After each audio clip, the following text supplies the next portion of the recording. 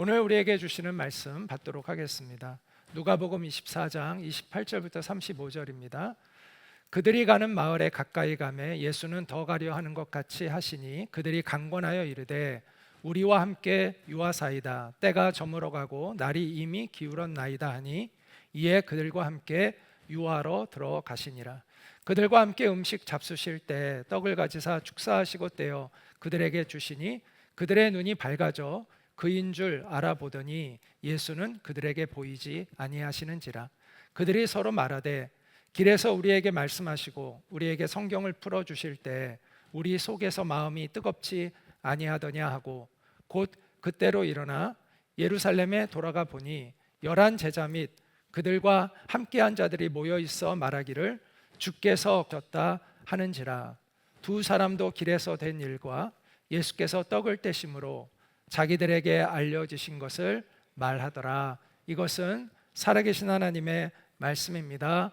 아멘. 예수님이 십자가에 달려 죽으신 후에 이제 엠마오로 가고 있었던 이 제자들에 대한 이야기가 오늘 주된 이야기인데요. 그들이 누구였는지에 대해서는 성경은 자세한 언급을 하고 있지 않은데 그 중에 한 사람이 글로바라는 이름을 가졌다는 것을 전해주고 있습니다. 글로바라는 이름은 이곳 외에는 그 어떤 곳에서도 언급이 되어 있지 않습니다. 심지어 이들이 갔던 그 엠마오라는 지역이 어디인지도 지금 정확히 알지는 못합니다. 성경을 보면 예루살렘에서 약 11km 정도 떨어져 있는 곳이라고만 성경에 언급되어 있습니다. 자, 글로바를 포함한 글로바와 또 한 명의 그 예수님의 제자들이 두 사람의 제자가 예루살렘을 떠나서 이제 그들의 고향으로 내려가고 있습니다. 그 배경은 예수님 실망감 때문에 그들은 그곳으로 가고 있습니다. 그들은 아마 그 고향에서 같이 자랐던 친구였을 가능성이 많습니다. 그리고 예수님의 12제자가 있고 또 70명의 제자가 있고 또 500명의 제자들이 있는데 12명의 제자는 아니겠죠. 이들은 당연히 아니죠. 그러나 그 넓은 의미에서의 그 제자 그룹에 속해 있었던 사람들이었던 것 같습니다. 그들은 아마도 예수님이 그들의 마을에 방문하셨을 때 예수님의 말씀을 듣고 감동을 받고 예수님을 따른 제자들이었을 것 같습니다. 자, 예수님과 따라다녔던 그 제자들은 하루하루가 감동이었을 거예요. 왜냐하면 놀라운 기적을 봤잖아요. 눈 묻히는 걸 눈앞에서 보고 혈루병 앓는 자가 낫고 심지어 죽은 사람을 살리는 그 예수님의 기적을 보면서 그들이 예수님의 제자인 것이 너무나 자랑스러웠을 것입니다. 그리고 그런 기적을 일으키는 예수님이라면 능히 이스라엘을 구원할 자이실 것이다. 능히 이스라엘을 독립시킬 메시아일 것이다 라고 확신했을 것입니다. 그런데 어느 날부턴가 예수님이 그들을 당황스럽게 하는 말을 하기 시작했습니다.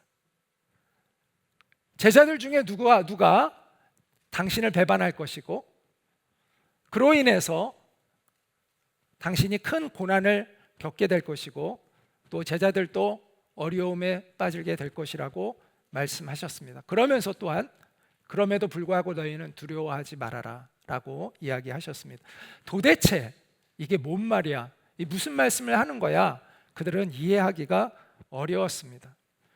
놀라운 기적을 일으키신 예수님이 무엇이든 원하는 것은 다 하셨던 그 예수님이 언제나 자신감 있게 행동하셨던 예수님이 왜 갑자기 이런 나약한 말이 이해할 수 없었고 받아들일 수 없었을 것입니다.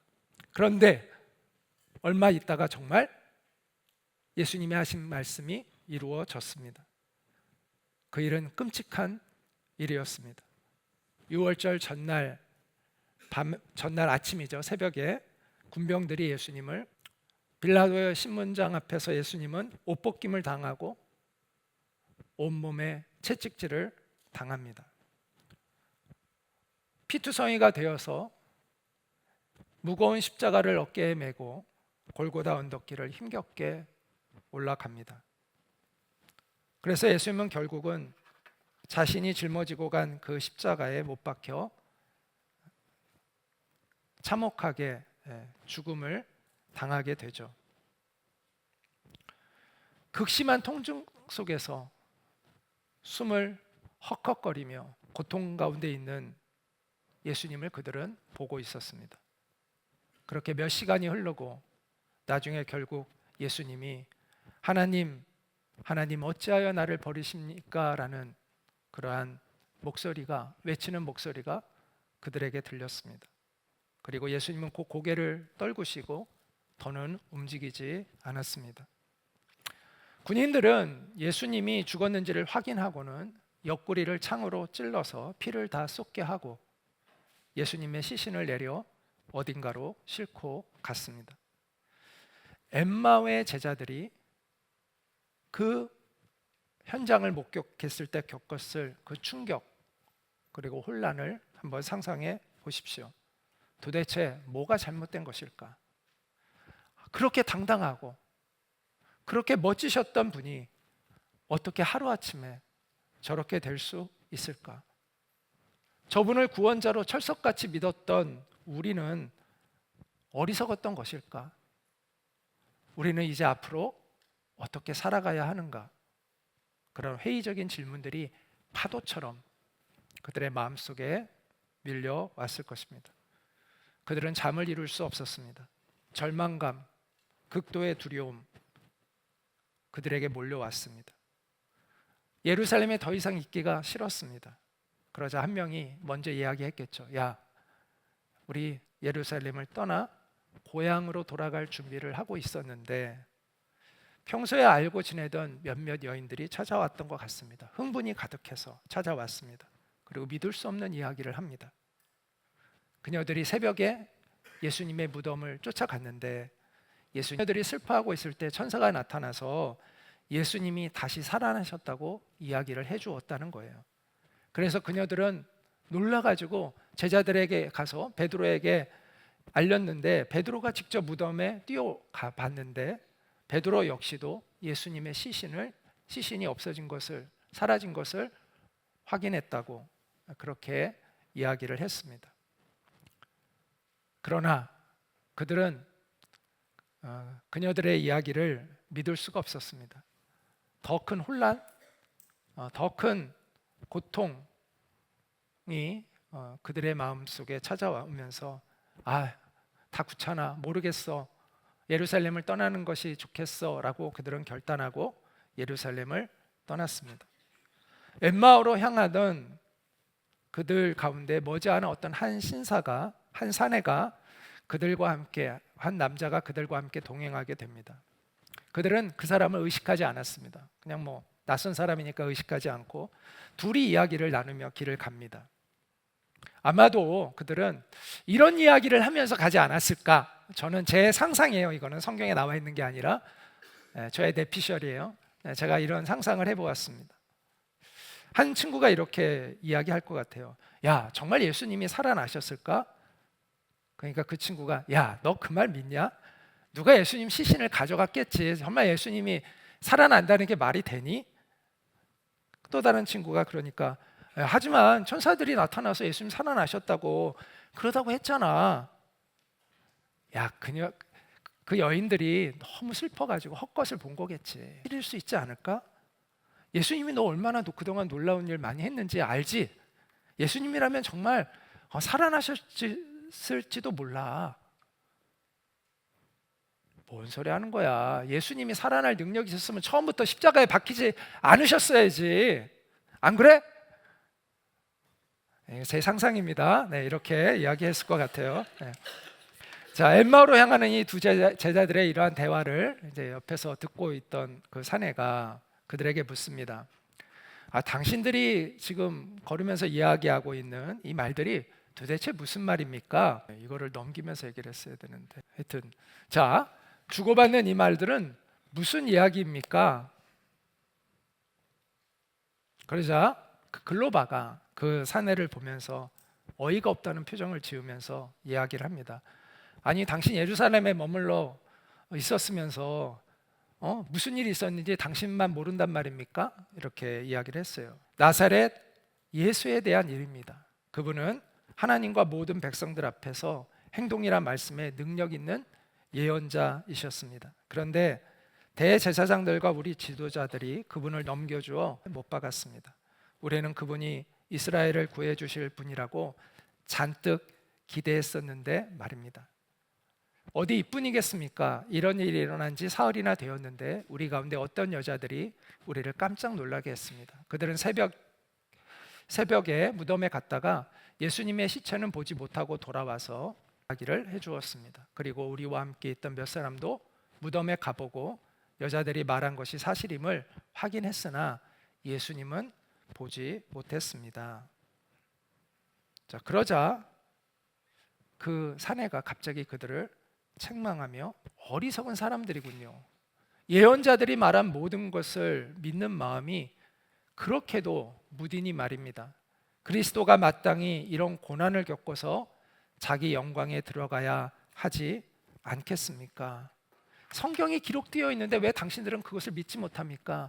구원자가 와서 고난을 받고 부활할 것이 성경에 이미 기록되어 있는데 왜 당신들은 그것을 믿지 못하고 있습니까? 라고 이야기를 하니까 뒤통수를 한 대 얻어맞은 것 같은 기분이 들었겠죠. 그러면서 그 사내가 제자들에게 설명을 해줍니다. 성경의 말씀을 설명을 해줘요. 그리스도가 왜 고난을 받아야 하는지, 그 다음 어떤 영광을 그 이후에 입게 되는지 성경에 이렇게 기록되어 있지 않냐고 설명을 쫙 해줘요. 그 이야기를 들으면서 이 제자들은 그 이야기에 빨려 들어가게 됩니다.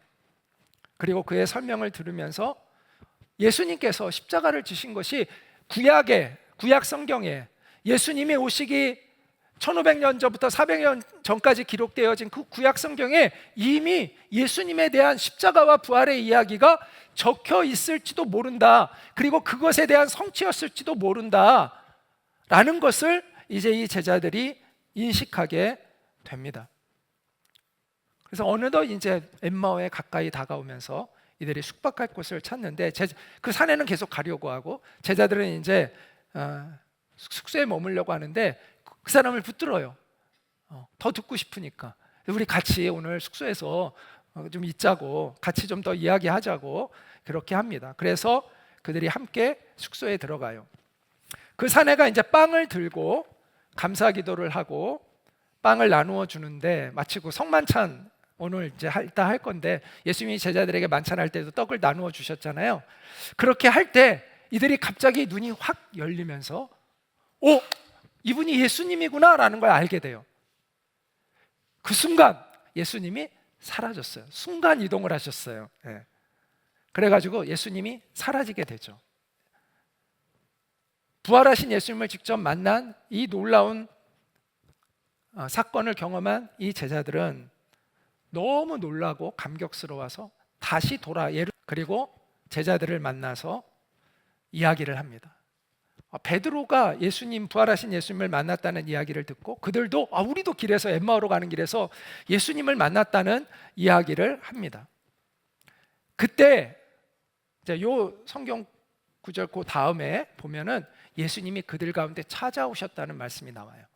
그곳에 나타나시고 그들에게 복음을 다시 한번 이야기를 해 주시고 성령을 내가 너에게 보낼 것을 약속해 주시면서 너희는 예루살렘에 머물러 있으라 라고 이야기를 하십니다. 비로소 이 엠마오의 두 제자들은 십자가의 의미를 예수님을 통해서 분명하게 이해하게 되었습니다. 그 이후에 그들은 아마도 예루살렘에 남아 있었겠죠.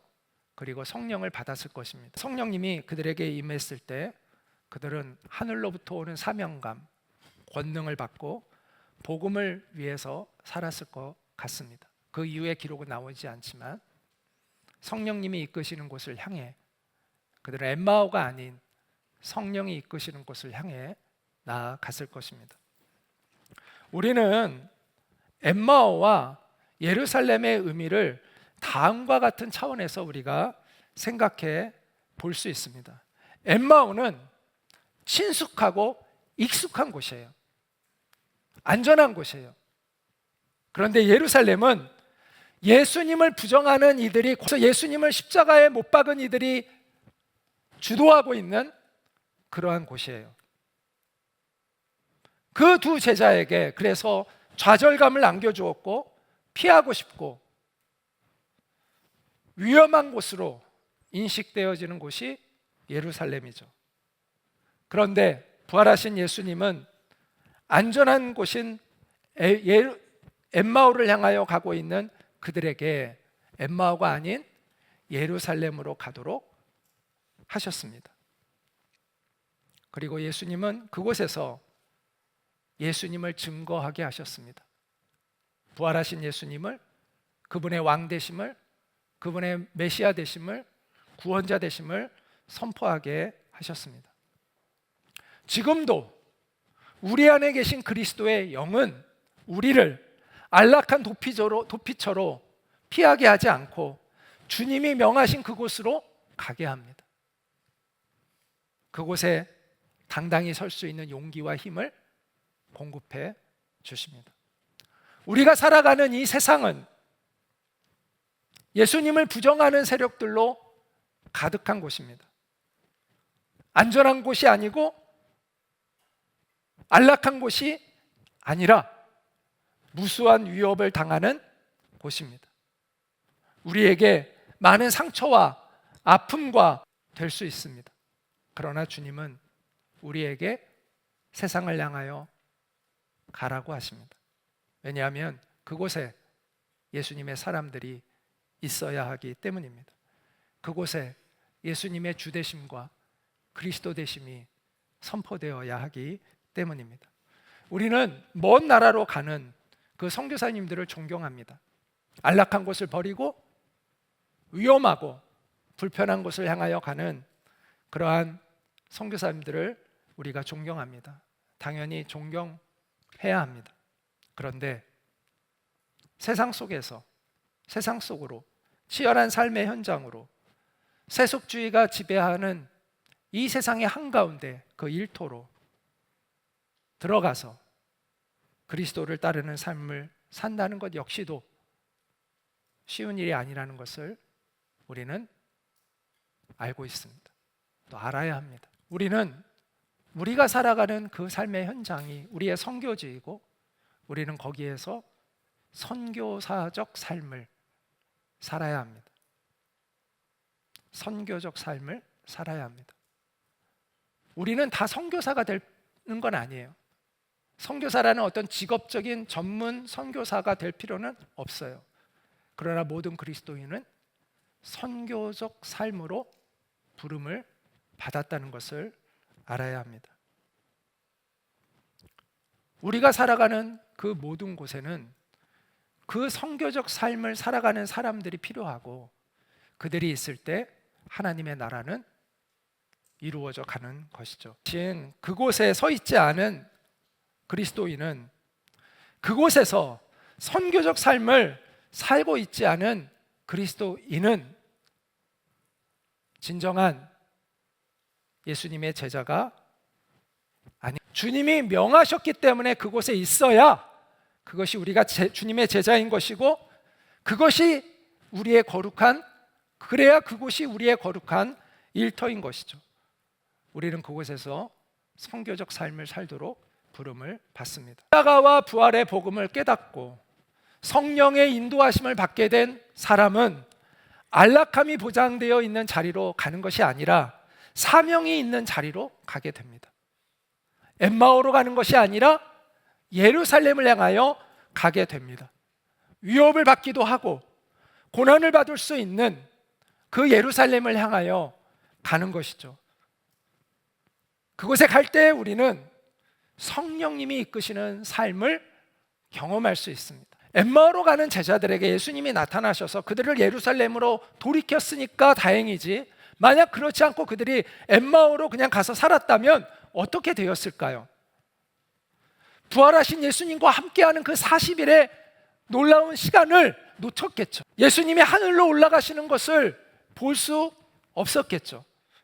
예수님이 약속하신 보혜사 성령님을 경험하는 것을 할 수 없었겠죠. 그들을 향하신 하나님의 놀라운 목적과 섭리와 경륜을 이해할 수 없었겠죠. 그들은 평생을 회의와 좌절감 속에서 살았겠죠. 주님이 명하신 그곳으로 가는 것이 그것이 복된 것입니다. 그곳에 갈 때 우리는 주님을 깊이 경험할 수 있습니다. 그곳에 가야만 받을 수 있는 하나님의 은혜가 있는 것입니다. 그곳에 가야 누릴 수 있는 예비하신 하나님의 은혜가 있는 것입니다. 그곳에 가야만 경험할 수 있는 하나님의 은혜가 있는 것입니다.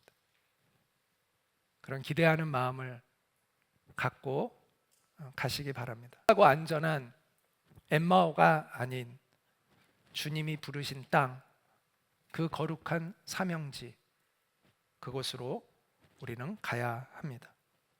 그런데 혹시 여러분 가운데, 우리 드림익교회 성도님들 가운데 여러분의 일터가 주님이 나에게 가라고 명하신 그런 예루살렘이 아니라 오히려 사명을 포기하고 도망가는 엠마오처럼 느껴지고 있지는 않습니까? 합니다. 그곳이 엠마오가 아닌 예루살렘이 되어야 합니다. 오늘날 한국교회의 비극은 많은 그리스도인들이 월요일날 아침이면 예루살렘이 아닌 엠마오로 향한다는 것입니다. 주님의 뜻을, 주님을 피하여 도망가는 그러한 곳으로 성도들의 일터와 성도들의 삶의 현장이 하나님의 진리를, 안위를 도모하고 세속적인 욕망을 채우는 곳으로 변질해 있는, 어디를 향하여 가고 있습니까? 예루살렘입니까? 엠마오입니까? 주님의 뜻을 받드는 예루살렘으로 가는 것입니까? 아니면 주님의 뜻을 외면하는 엠마오로 가는 것입니까? 우리는 월요일마다 예루살렘으로 가야 합니다.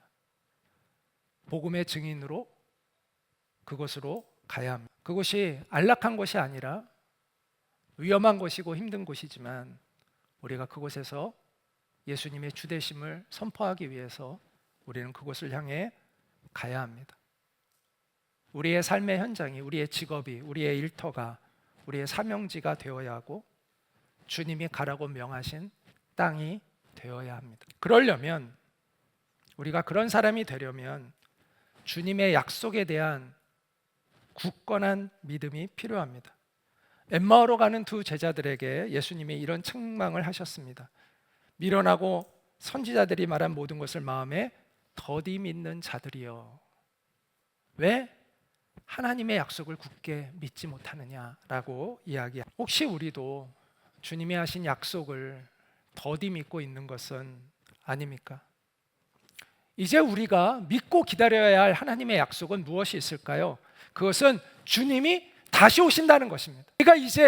우리는 이미 부활을 믿고 있는 성도들이잖아요.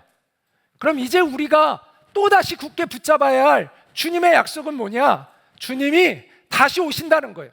하나님의 나라가 완성된다는 거예요. 정말 예수님이 다시 오실까? 2000년 동안이나 예수님이 오시지 않았는데 예수님이 정말 오실까? 이런 마음으로 다시 오실 주님을 기다리고 고대하는 마음으로 우리가 우리의 마음이 준비되어 있지 않으면 우리는 온전한 복음의 증인으로 살아갈 수 없습니다. 우리는 이 음성을 들어야 합니다. 미련하고 선지자들이 말한 모든 것을 마음에 더디 믿는 자들아, 너희는 깨어나 정신을 차리고 성령의 갑옷을 입어라. 의의 거룩함으로 무장하고 주의 오시는 길을 예비하라. 베드로는 성도들에게 이렇게 얘기했습니다. 사랑하는 여러분, 이 한 가지만은 잊지 마십시오. 주님께는 하루가 천년 같고 천년이 하루 같습니다. 어떤 이들이 생각하는 것과 같이 주님께서는 약속을 더디 지키시는 것이 아닙니다. 도리어 여러분을 위하여 오래 참으시는 것입니다. 하나님께서는 아무도 멸망하지 않고 모두 회개하는 데에 이르기를 바라십니다. 그러나 주님의 날은 도둑같이 올 것입니다. 그날에 하늘은 요란한 소리를 내면서 사라지고 원소들은 불에 녹아버리고 땅과 그 안에 있는 모든 일은 드러날 것입니다. 이렇게 모든 것이 녹아버릴 터인데 여러분은 어떠한 사람이 되어야 하겠습니까? 여러분은 거룩한 행실과 경건한 삶 속에서 하나님의 날이 오기를 기다리고 그날을 앞당기도록 하여야 하지 않겠습니까? 그날에 하늘은 불타서 없어지고 원소들은 타서 녹아버릴 것입니다. 그러나 우리는 주님의 약속을 따라 정의가 깃들어 있는 새 하늘과 새 땅을 기다리고 있습니다. 우리의 마음속에 주님은 언제나 곧 오시는 분이어야 합니다. 우리의 마음속에 주님은 언제나 곧 오시는 분이어야 합니다. 그것을 한번 따라해 볼래요? 종말론적 믿음. 그것을 종말론적 믿음이라고 이야기를 합니다. 자, 우리가 믿음의 사람으로서 살아가기 위해서는 이 종말론적인, 그리고 실제로 우리의 인생은 그리 길지 않습니다. 주님이 앞으로 얼마나 오래 있다 오실지는 모르지만 우리의 인생은 그리 길지 않습니다. 우리는 곧 주님을 만납니다.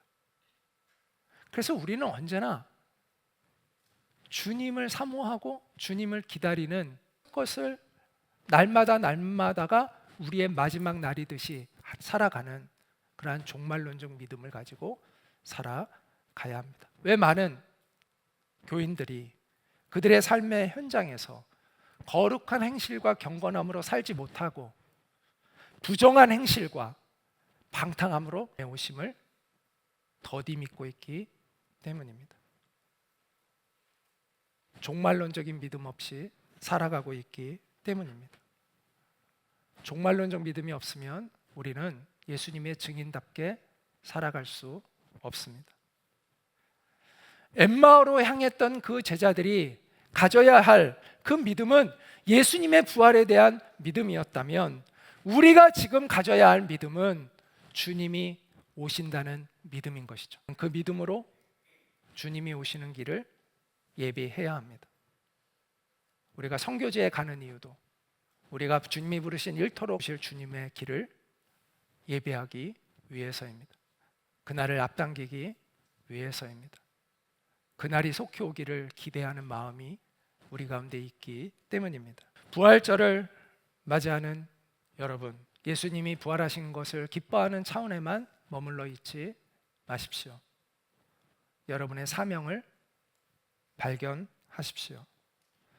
여러분이 살아가는 그곳에서 복음의 증인으로 살아가기를 위해 기도하십시오.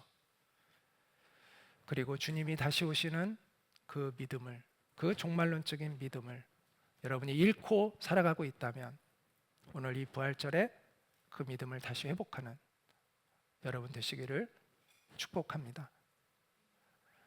은혜로우신 하나님, 오늘 이 부활절을 맞이하여 우리가 주님의 그 부활하심을 기뻐하면서 주님이 가라 명하신 그 땅을 향하여 우리가 나아가는 믿음이 있기를 원합니다.